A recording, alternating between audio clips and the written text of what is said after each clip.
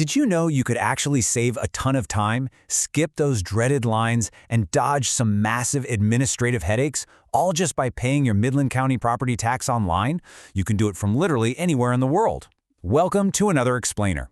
Today, we're diving into the surprisingly complex but totally manageable world of digital property tax payments.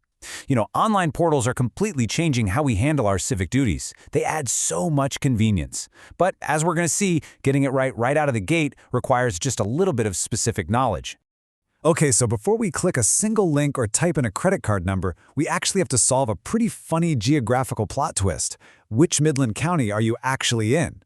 I know, it sounds like a silly question, right? But believe it or not, this is the #1 hurdle taxpayers face when they just turn to Google to pay their bills. So here's our game plan for today. We'll look at the tale of two Midlands, accessing the right portal, finding your property info, navigating delinquent tax rules, processing fees and costs, and finally, benefits and final tips. Section 1. The Tale of Two Midlands, a bureaucratic twin situation. All right, here is our core problem. We've got Midland County, Texas, and we have Midland County, Michigan.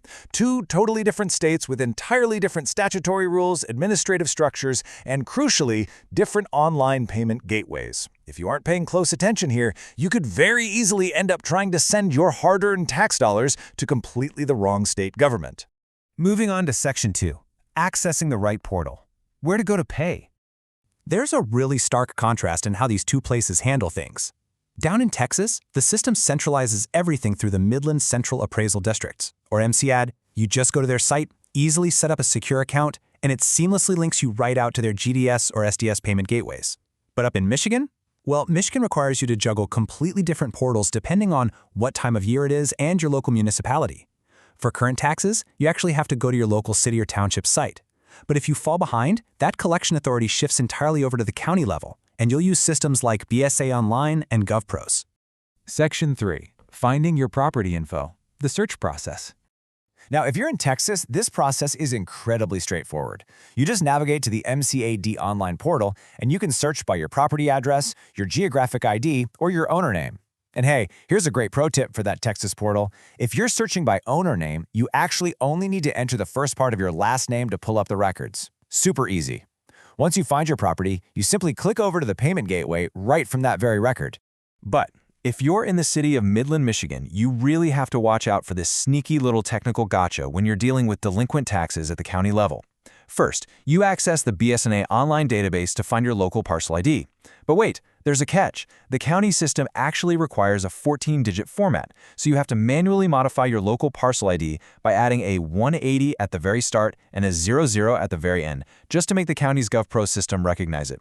It's a tiny formatting quirk, but if you don't know about it, you're going to be stuck staring at an error screen. And hey, if you ever do get locked out or hit a glitch, don't panic. Just find the contact number for the county treasurer's office on their homepage. They can help you troubleshoot your account or your parcel ID. Section 4. Navigating delinquent tax rules. The stakes of paying late. For our Texas viewers, this timeline is, well, it's pretty terrifying. Texas property tax penalties snowball really aggressively. Come February 1st, a 7% penalty is immediately tacked on, and then another 1 to 2% is added every single month after that. But take a look at July. That is when attorney collection fees kick in, and that usually adds a massive 20% to your base tax bill. It is absolutely the steepest jump of the entire year. So, by December in Texas, your original tax bill could be a staggering 47.6% higher than when you started. I mean, that is nearly a 50% hit to your wallet just in penalties and interest. Acting early online is absolutely vital to avoid that. Over in Michigan, the timeline works a bit differently. March 1st is your magic number. That's the exact date when unpaid real property taxes officially shift away from your local township or city treasurer straight over to the Midland County Treasurer's office. And just look at how the Michigan foreclosure workflow escalates. Once that March 1st deadline passes, you are dealing directly with the county. You have to pay via their GovPros portal, and that automatically tacks on a 4% administration penalty plus 1% monthly interest. But the real danger? Under Michigan Public Act 123, if you leave those taxes unpaid on the portal for 2 consecutive years, your property goes straight to the tax foreclosure public auction. No joke. Section 5. Processing fees and costs. What it costs to pay online. You can actually save a surprising amount of money here just by choosing the right payment method. Across the board, whether you're down in Texas or up in Michigan, using a credit or debit card is going to cost you roughly 2.5 to 2.8% of your total bill. And if your tax bill is thousands of dollars, that percentage adds up super fast. But look at the electronic check or ACH option. In Texas, an e-check is just a flat $2 fee, and in the city of Midland, Michigan, it's just 85 cents for bills under $10,000.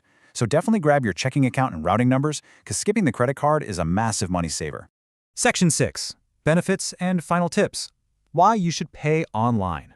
By embracing this tech-savvy approach, you really just gain total control. You can pay from anywhere in the world at literally any time of day, skipping those awful lines at the treasurer's office entirely. It drastically cuts down on the human error that comes with writing physical checks and just hoping they don't get lost in the mail. Plus, we can't forget the ecological benefits of reducing paper waste. And you instantly get a digital confirmation receipt, which makes for perfect, totally stress-free record keeping. Now, before you jump into a browser window to process your payment, please just remember that this explainer reflects the current rules and fee structures based on our source materials.